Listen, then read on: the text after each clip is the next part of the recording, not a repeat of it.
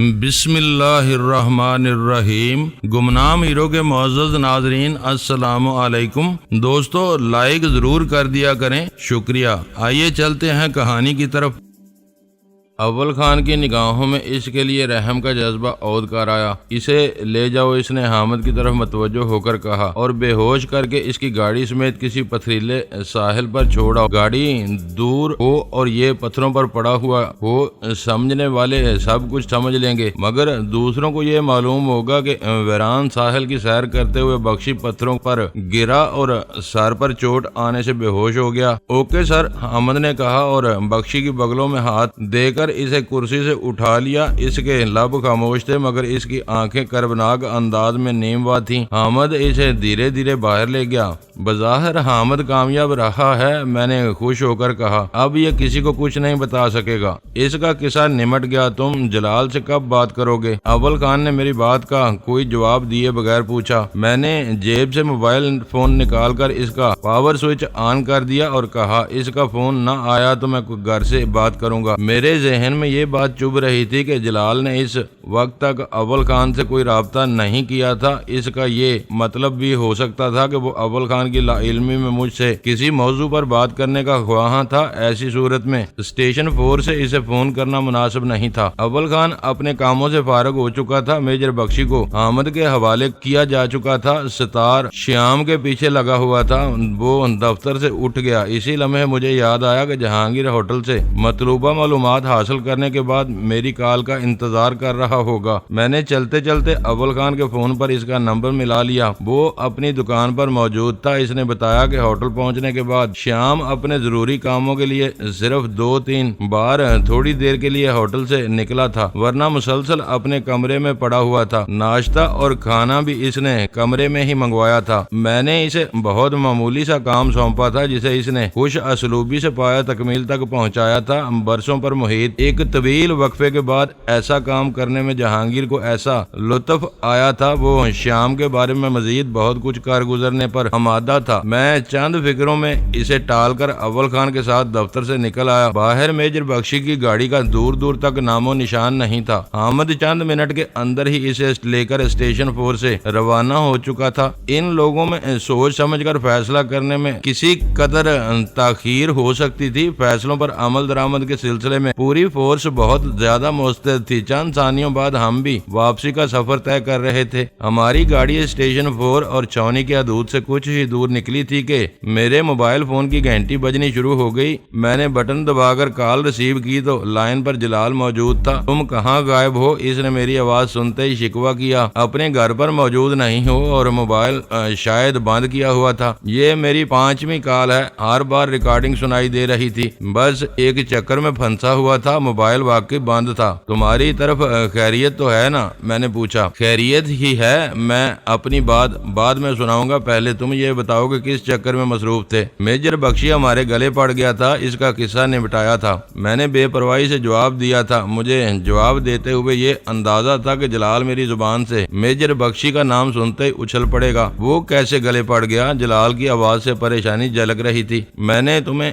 اس سے دور رہنے کا مشورہ دیا تھا۔ ہم اسے بھولے ہوئے تھے مگر اس نے آج صبح فون کر کے مجھے دھمکیاں دی تھی۔ میری مس ویرا لائٹ سے بات ہوئی تھی، اس نے اس بارے میں کوئی ذکر نہیں کیا۔ اس کا لہجہ اشتباہ امیز تھا۔ تم نے بخشی کا ذکر کیا ہوتا تو وہ کچھ بتاتی۔ تم نے میرے بارے میں دریافت کر کے فون بند کر دیا تھا، مگر تمہیں میرے بیان پر یقین نہیں ہے تو تم اول خان سے اس کی تصدیق کر سکتے ہو۔ وہ پورے واقعات سے باخبر ہے۔ مجھے تمہاری ہر بات پر یقین ہے۔ میں یہ محسوس کر رہا ہوں کہ ہم جدھر سے اپنا دامن بچانا چاہتے ہیں وہیں پھنس جاتے ہیں۔ اس کی آواز میں بے چارگی جھلکنے لگی۔ مجھے اس سے کوئی ہمدردی نہیں تھی۔ میں اپنے آدمیوں کے تحفظ کے لیے ایسے ہر تصادم سے بچتا ہوں۔ تم نے بخشی سے زیادہ چھیڑ چھاڑ تو نہیں کی؟ ہم چپ سادھ لیتے تو وہ ہمارے سروں پر چڑھ آتا۔ ہم اس کی یادداشت صاف کر کے آ رہے ہیں۔ او ہو، یہ برا ہوا۔ اب دیکھ لینا نئی دہلی سے جلد ہی ایسی کوئی خبر آ جائے گی۔ وہ اس واقعے کا پورا پس منظر جانے بغیر نتائج پر چھلانگیں لگا رہا تھا۔ میں نے اسے تحمل سے پوری تفصیل سننے کا کا مشورہ دے کر اپنی کہانی شروع کر دی۔ وہ درمیان میں ضمنی سوالات بھی کرتا رہا جن کے نتیجے میں وہ موضوع خاصا طول پکڑ گیا۔ جب میں اپنی بات مکمل کر کے خاموش ہوا تو وہ اس بات سے متفق ہو چکا تھا کہ ان حالات میں اس سے بہتر فیصلہ کرنا ممکن نہیں تھا۔ یہ ناگزیر خطرہ تھا جو تمہیں مول لینا پڑا۔ اب میری آرزو ہے کہ بخشی کو کچھ بھی یاد نہ آ سکے اور اس کے بڑے اس کے سر میں آنے والی چوٹ کو ساحل کی تفریح کے دوران میں پیش آنے والے حادثے کا نتیجہ سمجھتے رہیں، ورنہ پھر کوئی بے گناہ پاکستانی افسر عطاب میں آ جائے گا۔ میرے ساتھ اول خان نے بھی یہی کوشش کی ہے، مگر یہ بات کوئی ہضم نہیں کر سکے گا کہ بخشی موہن ہاؤس والوں سے تعزیت کرنے کے بعد دفتر لوٹنے کے بجائے ویران ساحل پر بکھرے ہوئے پتھروں پر ٹہلنے پہنچ گیا۔ یہ اندیشہ اپنی جگہ برقرار ہے، اس نے اعتراف کیا۔ وہ دفتر میں کسی نہ کسی کو اپنی سرگرمیوں سے ضرور باخبر رکھتا ہوگا۔ اس شخص کو معلوم ہوگا کہ بخشی کو صبح سویرے شیام کے ذریعے پیغام ملا اور بخشی نے اظہر اور مظہر کو چیلنج کر ڈالا۔ مجھے کسی اور کا خدشہ نہیں ہے۔ اس نے صبح 4 بجے کے قریب اپنے گھر سے مجھے فون کیا تھا، پھر وہ گھر سے ہی موہن ہاؤس روانہ ہو گیا۔ وہاں سے واپسی پر وہ دھر لیا گیا۔ اسے دفتر میں اپنے کسی افسر یا ماتحت سے ملنے کا موقع ہی نہیں ملا۔ وہ فون پر کسی کو اپنی کارگزاریوں کی تفصیل سنانے کا خطرہ مول نہیں لے سکتا تھا۔ فوری طور پر شاید کسی کو کچھ معلوم نہ ہو سکے کہ بخشی کے ساتھ کیا ہوا ہے۔ اگر تم نے پہلے سے یہ سب سوچا ہوا تھا تو پھر میں بھی پر امید رہوں گا۔ تمہاری کارروائی کا کوئی جواب نہیں آئے گا۔ ساری باتیں پہلے سے طے شدہ نہیں تھیں۔ واقعات رونما ہونے کے ساتھ ساتھ فیصلے ہوتے رہے۔ اسے ساحل پر ڈلوانے کا فیصلہ اول خان نے مشورے کے بغیر اور اچانک کیا تھا۔ یہ بات مجھے ابھی سوجی ہے کہ بخشی کو کسی سے تفصیلی بات کرنے کا موقع نہیں ملا تھا۔ ہو سکتا ہے کہ وقت گزرنے کے ساتھ مزید کچھ اچھے پہلو خود بخود سامنے آتے چلے جائیں۔ اسلام آباد خبروں کا گھاٹ سمجھا جاتا ہے، مگر یہاں سناٹا ہے۔ تم کراچی میں بیٹھ کر خبروں کو جنم دے رہے ہو۔ میرا خیال ہے کہ بخشی کے دفتر میں ابھی تک کسی کو علم نہیں ہوا کہ اس پر کوئی افتاد آ پڑی ہے۔ انہیں پتہ چل جاتا تو انڈین ہائی کمشنر کے دفتر میں کھلبلی مچ جاتی۔ وہ جگدیش موہن کی تعزیت کے لیے گیا تھا، اس کی ارتھی شام کو اٹھائی جائے گی۔ میں نے سوچتے ہوئے جواب دیا۔ انڈین قونصلیٹ والے سمجھ رہے ہوں گے کہ اس نے اپنے ذاتی مراسم کی بنا پر آخری رسوم کی ادائیگی تک رکنے کا فیصلہ کر لیا ہے۔ پھر تو انہیں رات گئے ہی ہوش آئے گا۔ اس سے پہلے وہ اطمینان سے بیٹھے رہیں گے۔ میرا اندازہ ہے کہ اس سے پہلے پولیس بخشی تک پہنچ جائے گی۔ تم کو انڈین ہائی کمیشن کے ابتدائی رد عمل پر نگاہ رکھنی ہوگی۔ اس سے پتہ چلے گا کہ وہ معاملات کو کس رخ پر لے جانے کا ارادہ رکھتے ہیں۔ چھیڑ چھاڑ میں پہل بخشی نے کی، مگر ایسے تصادم کے لیے یہ وقت بہت ناموزوں ہے۔ تم بھارت جانے کا قصد کیے بیٹھے ہو۔ میری خواہش ہے کہ تم جلد از جلد وہاں پہنچ جاؤ۔ دونوں ملکوں کے تعلقات میں کوئی تلخی یا کشیدگی پیدا ہوئی تو تمہیں روانگی کا ارادہ ملتوی کرنا ہوگا۔ اب بخشی کو رونا بے سود ہے، اسے بھول جاؤ اور نئے واقعات کا انتظار کرو۔ تم نے ابھی تک یہ نہیں بتایا کہ تمہیں میری تلاش کیوں تھی۔ میں تمہیں جگدیش موہن کی خودکشی سے آگاہ کرنا چاہ رہا تھا۔ تم پہلے ہی اس واقعے سے باخبر ہو۔ وہ ایک الگ کہانی ہے۔ جگدیش نے ماروتی کی کج روی سے دل برداشتہ ہو کر خودکشی کی ہے اور روی موہن اپنی جان بچانے کے لیے کسی اچانک بیماری کا بہانہ کر کے شہر کے کسی ہسپتال میں پناہ گزین ہے۔ بخشی اس سے بھی بہت بدظن تھا۔ جگدیش کا ذکر آنے پر مجھے چند فکروں میں اصل کہانی دہرانی پڑی۔ جلال کے لیے وہ ایک نیا موضوع تھا، اس پر نت نئے واقعات منکشف ہو رہے تھے۔ اس نے سوالوں کا سلسلہ شروع کر دیا۔ بات سے بات نکلتے رہے اور مجھے شیام کا ذکر بھی کرنا پڑا۔ بخشی والی گڑبڑ میں کلیدی کردار اسی نمک حرام کا تھا۔ اس کے بارے میں زیادہ سوچنے سمجھنے کی ضرورت نہیں۔ جلال نے غصیلی آواز میں مشورہ دیا۔ بعض اوقات 2 ٹکے کے آدمی اپنے ذرا سے لالچ کے لیے کوئی قیامت برپا کر دیتے ہیں۔ بخشی کو شیام نے ورگلایا تھا۔ اپنے مالک کو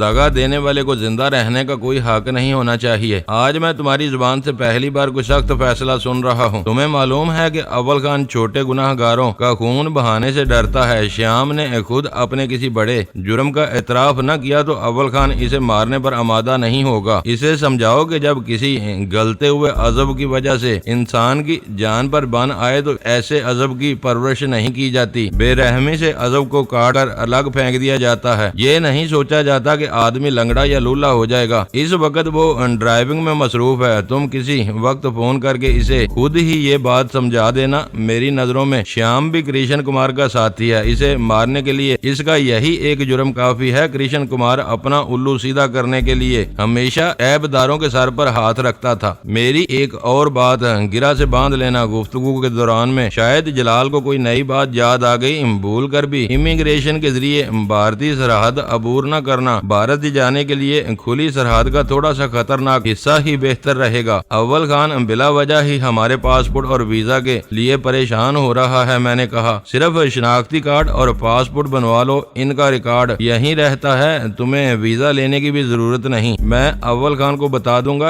ایسے کام 2 نمبر ہوں گے اور ایسے بے داغ ہوں گے کہ ان پر کسی کو شبہ نہیں ہوگا۔ میں ایک بار ان کی سرزمین پر پہنچ جاؤں تو مجھے پاسپورٹ اور ویزا کی کیا ضرورت رہ جاتی ہے۔ بھارت میں پاکستان کے بجائے بھارتی بن کر رہنا بہت آسان ثابت ہوگا۔ پاسپورٹ ہوا تو مسائل پیدا کرتا رہے گا۔ میں نے کہا کسی دوسرے ملک میں غیر قانونی طور پر رہنا اتنا آسان نہیں ہے۔ میرے کانوں میں اس کی ناصحانہ آواز آئی، دسیوں ایسے مسائل پیدا ہوں گے کہ تم پریشان ہو جاؤ گے۔ کہیں قانون کی گرفت میں آ گئے تو تمہاری کوئی داد و فریاد تک نہیں سنی جائے گی۔ جب پاسپورٹ بنوانا ہے تو پھر قانونی طریقے سے سرحد کیوں نہ پار کی جائے۔ ویزا لینے اور سرحد عبور کرنے کے لیے تمہیں تصویروں کے ساتھ اپنے سارے کوائف دینے ہوں گے جو انڈین ریکارڈ کا ایک حصہ بن جائیں گے۔ میں تمہیں ریکارڈ سے دور رکھنا چاہتا ہوں۔ کسی ریکارڈ کے بغیر اصل جیسا ویزا لگے گا۔ امیگریشن کی مہریں لگی ہوں گی۔ امرتسر پہنچنے کے بعد تم ڈنکے کی چوٹ پر خود کو پاکستانی کہہ سکو گے، کوئی تمہاری سفری دستاویزات پر شبہ نہیں کر سکے گا۔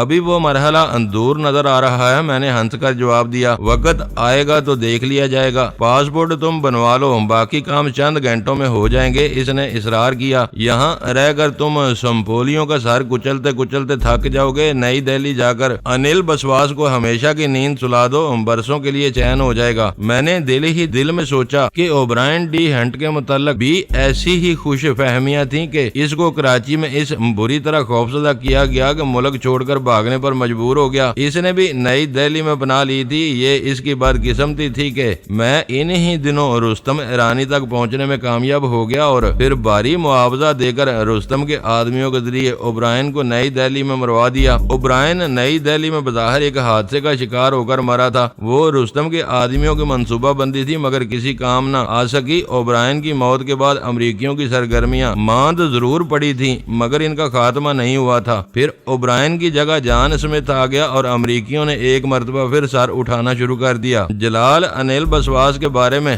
ایسی ہی خوش فہمیوں کا اظہار کر رہا تھا مگر میں نے کوئی تبصرہ نہیں کیا، خاموشی سے اس کی بات سن لی۔ میری طرف سے کوئی جواب نہ پا کر جلال نے ذرا سے توقف کے بعد کہا، اگر تم گھر جا رہے ہو تو وہاں پہنچ کر مجھے فون کر لینا، میں تمہیں اور اول خان کو تفصیل سے ہر بات سمجھا دوں گا۔ تم جب چاہو گے بے فکری سے بھارت کے سفر پر روانہ ہو جاؤ گے۔ ابھی میں گھر کا رخ نہیں کروں گا، میں نے اسے ٹالنے کی نیت سے کہا، جب بھی وقت ملا تم سے بات ہو جائے گی۔ اول خان راستے میں مجھے اتار کر اپنے گھر جانے کا ارادہ کر کے اسٹیشن 4 سے نکلا تھا مگر گلشن اقبال پہنچ کر اس کے دل میں نہ جانے کیا آئی کہ وہ انجن بند کر کے میرے ساتھ ہی اتر گیا۔ گھر میں سب ہی بے چینی کے ساتھ ہمارے منتظر تھے۔ میں نے تم سے کہا تھا کہ فون کر کے ہمیں کچھ نہ کچھ بتاتے رہنا لیکن تم اپنا موبائل ہی بند کر کے بیٹھ گئے۔ مجھ سے سامنا ہوتے ہی ویرا نے لڑاکا انداز میں کہا، تمہاری ان ہی حرکتوں کی وجہ سے میں تمہارے ساتھ جانے پر اصرار کرتی ہوں۔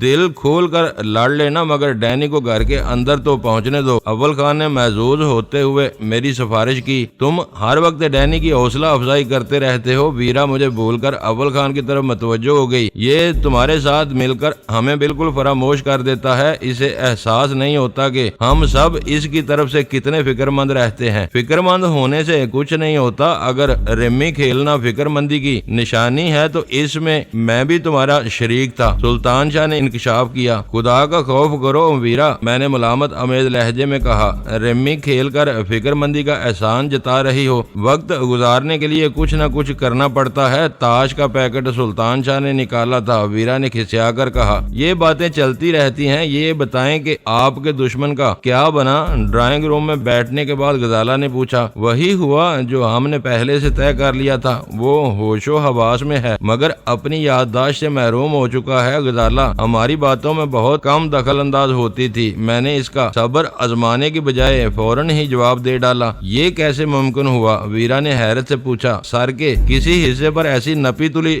ضرب لگانا بہت مشکل کام ہے۔ اسٹیشن 4 پر اس فن کا ایک ماہر موجود ہے۔ اول خان نے جواب دیا، یہ کام اسی نے کیا ہے۔ اس کی یادداشت متاثر ہوئی ہے تو وہ شہر میں بھٹکتا پھرے گا۔ اسے کہاں چھوڑا گیا ہے؟ وہ سوال بھی ویرا نے کیا تھا۔ وہ بہت کچھ بھول چکا ہے مگر اپنا نام جانتا ہے۔ مجھے خاموش پا کر اول خان نے ہی بتایا۔ ہم نے اس پر زیادہ وقت برباد نہیں کیا۔ یہ اندازہ اس کے ساتھی لگا سکے گے کہ اسے کیا کچھ یاد رہا ہے۔ وہ بیشتر باتیں فراموش کر چکا ہے۔ دیکھنا ہوگا کہ جلال اس واقعے پر کس رد عمل کا مظاہرہ کرتا ہے۔ سلطان شاہ نے کہا، اس سے بات ہو گئی ہے۔ وہ یہ تسلیم کرنے پر مجبور ہے کہ بخشی کی دھمکی کے بعد کوئی محدود جوابی کارروائی ضروری ہو گئی تھی۔ میں نے جواب دیا، بخشی پر ہاتھ ڈالنے سے پہلے اس سے بات کی جاتی تو شاید اس کا مشورہ کچھ اور ہوتا۔ روی اسپتال میں ہے یا اس نے ارادہ ملتوی کر دیا؟ غزالہ نے مسکراتے ہوئے پوچھا۔ اس کے بارے میں صحیح علم نہیں، میرا اندازہ ہے کہ اس نے ارادہ ملتوی نہیں کیا ہوگا۔ بخشی کی دھمکی سے وہ بہت زیادہ خوفزدہ ہو گیا تھا۔ جو لوگ اس مہم میں ہمارے ساتھ شریک نہیں تھے، ان کے ذہنوں میں بے شمار سوالات کلبلا رہے تھے جن کے جواب دینے کی ذمہ داری اول خان نے سنبھال لی تھی۔ اس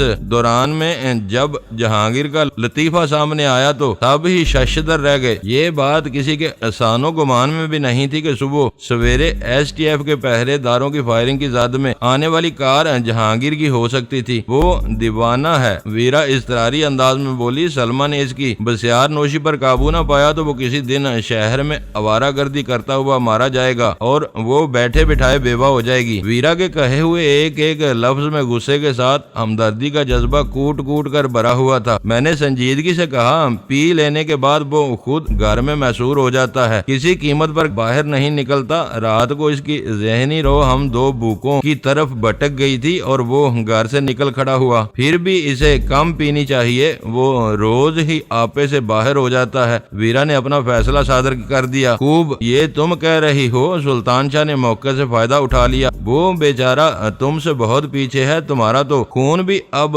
سرخ کے بجائے سنہرا ہو چکا ہوگا۔ جس کو دیا جائے گا وہ جھوم جھوم کر اپنی جان دے دے گا۔ مجھے اس سے مت ملاؤ۔ ویرا نے اس پر آنکھیں نکالی۔ میں جو کچھ کرتی ہوں اپنی حد میں رہ کر کرتی ہوں۔ تم میں سے کسی نے آج تک مجھے بہکتے ہوئے نہیں دیکھا ہوگا۔ پی کر سرور میں آنے اور دھوت ہو جانے میں بہت فرق ہے۔ تمہاری بتائی ہوئی ان باریکیوں سے ہم میں سے کسی کو فائدہ نہیں پہنچے گا۔ سلطان شاہ نے کہا، ڈینی تمہاری برادری سے نکل چکا ہے۔ یہ بات کسی وقت جہانگیر کو بتانا، وہ تمہاری بے تکی باتیں بھی بہت دھیان سے سنتا ہے۔ ویرا نے جلا کر اپنے ہاتھ میں تھاما ہوا ہلکا پھلکا گیس لائٹر سلطان شاہ پر پھینک مارا۔ وہ ویرا کے ایسے کسی جواب کے لیے تیار تھا۔ اس نے لائٹر لپک کر احترام سے میری طرف بڑھا دیا۔ میں نے بے پرواہی سے اسے سینٹر ٹیبل پر ڈال دیا۔ ہمارے گھر پہنچنے کے تقریباً 1.5 گھنٹے بعد حامد کا فون آیا۔ وہ اپنی رپورٹ دینے کے لیے اول خان کی تلاش میں تھا، جبکہ اول خان اس کا فون آنے سے چند ہی منٹ پہلے ہمارے پاس سے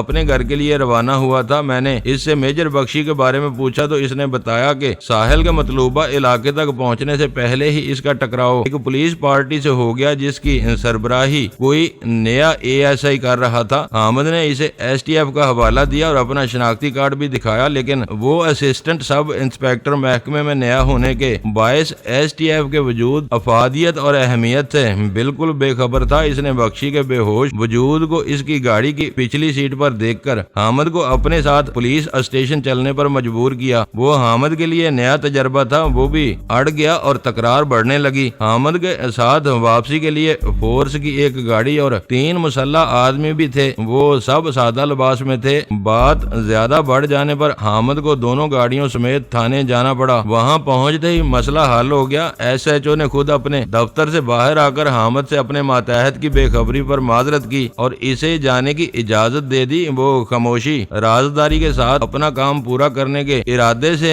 گیا تھا۔ اس ناخوشگوار واقعے کے نتیجے میں بات کھل چکی تھی۔ حامد نے ساحل کی طرف واپسی کا ارادہ ملتوی کر کے بخشی کو براہ راست پولیس کی تحویل میں دینے کا ارادہ کر لیا۔ ایس ایچ او اس بات پر راضی تھا کہ وہ بخشی اور اس کی کار کی برآمدگی ایس ٹی ایف والوں کے طے کردہ مقام سے دکھائے گا۔ اس گفتگو میں حامد نے بخشی کی کوئی شناخت ظاہر نہیں کی تھی۔ حامد نے اپنے ارادے کی توثیق کے لیے اسٹیشن 4 فون کیا تو اول خان وہاں سے نکل چکا تھا۔ اس نے میرے موبائل نمبر پر رابطہ کرنا چاہا تو وہ دیر تک مصروف ملتا رہا۔ شاید اس وقت میری اور جلال کی بات ہو رہی تھی۔ حامد نے تبدیلی کا فیصلہ منسوخ کر دیا۔ وہ میجر بخشی کو کار سمیت اس ویران ساحل پر لے گیا جہاں دیوار بنانے کے لیے ریت پر پتھروں کے ڈھیر پڑے ہوئے تھے۔ اس کی دونوں گاڑیوں کے پیچھے تھانے کا SHO ایک موبائل میں نفری لے کر آیا تھا۔ حامد نے رسمی کارروائی کے طور پر جو ہی بخشی کو پتھروں پر منتقل کیا، پولیس کے عملے نے اپنی کارروائی شروع کر دی۔ حامد انہیں مصروف چھوڑ کر STF کی گاڑی میں لوٹ آیا۔ ایک بے خبر اور نئے پولیس افسر کی بے جا مداخلت کے سوا سب کچھ طے شدہ پروگرام کے تحت ہوا تھا۔ میں نے حامد سے وہ تفصیلات سننے کے بعد اول خان کو باخبر کرنے کی ذمہ داری اپنے ساتھ لیتے ہوئے فون بند کر دیا۔ میں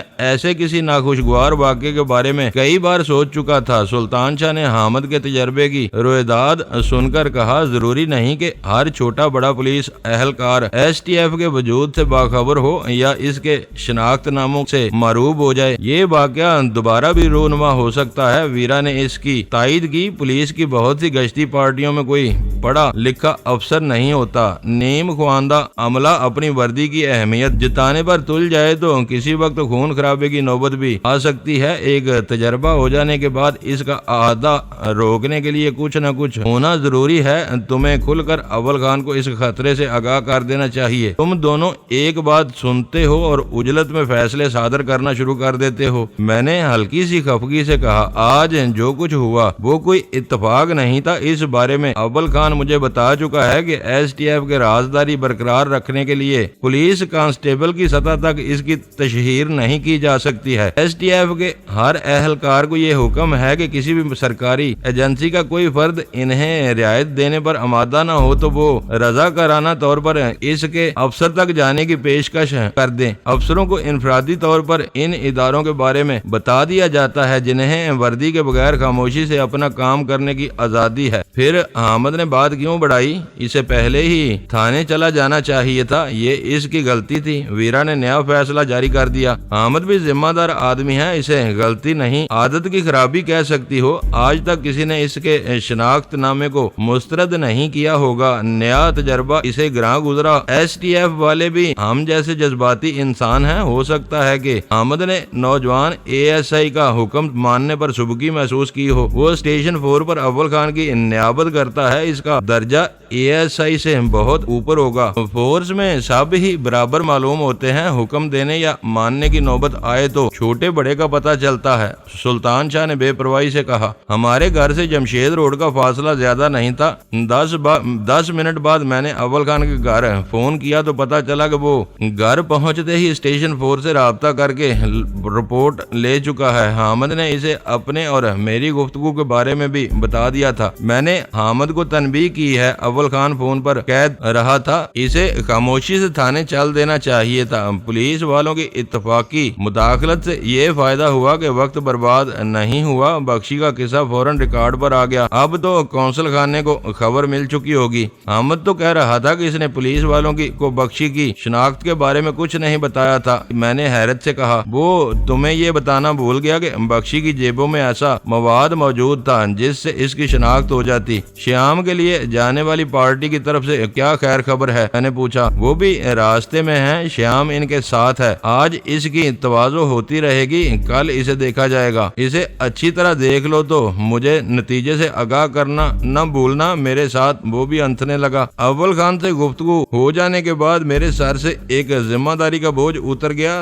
دن طلوع ہونے سے پہلے واقعات نے جس بے ہنگم انداز میں پھیلاؤ اختیار کرنا شروع کیا تھا وہ قابو میں آ چکا تھا۔ ایک ایک کر کے تقریباً سب ہی گتھیاں سلجھ چکی تھیں۔ صرف ایک مسئلہ اٹکا ہوا تھا کہ مجھے وعدے کے مطابق جلال سے فون پر بات کرنی تھی۔ اس کے بعد اس دن کا پرسکون اختتام ہوتا نظر آ رہا تھا۔ موہن ہاؤس فون تو کرو، ویرا نے بیٹھے بیٹھے اچانک تجویز پیش کی۔ کچھ پتا تو چلے کہ روی مکاری کر کے کس ہسپتال میں پہنچا ہوا ہے اور کب تک گھر واپس آنے کا ارادہ رکھتا ہے؟ یہ وقت مناسب نہیں ہے، میں نے ریسٹ واچ پر نظر ڈال کر جواب دیا۔ جگدیش کی آخری رسوم ادا ہونے تک وہاں افراتفری کا راج رہے گا، کوئی بھی فون پر صحیح بات نہیں بتا سکے گا۔ روی کے چلے جانے سے سب کچھ درہم برہم ہو کر رہ گیا ہوگا۔ روی اور جگدیش کے بچوں نے میرپور خاص سے آ کر نظام संभाल लिया होगा। वीरा ने अपना ख्याल जाहिर करते हुए मुझे याद दिलाया, तुम ही ने बताया था कि इस घर की ऊपर वाली मंजिल निचली मंजिल से बिल्कुल अलग थलग है। हो सकता है कि रवि की मक्कारी के बाद मारवती भी ऊपर पड़ी ईंट रही हो। इससे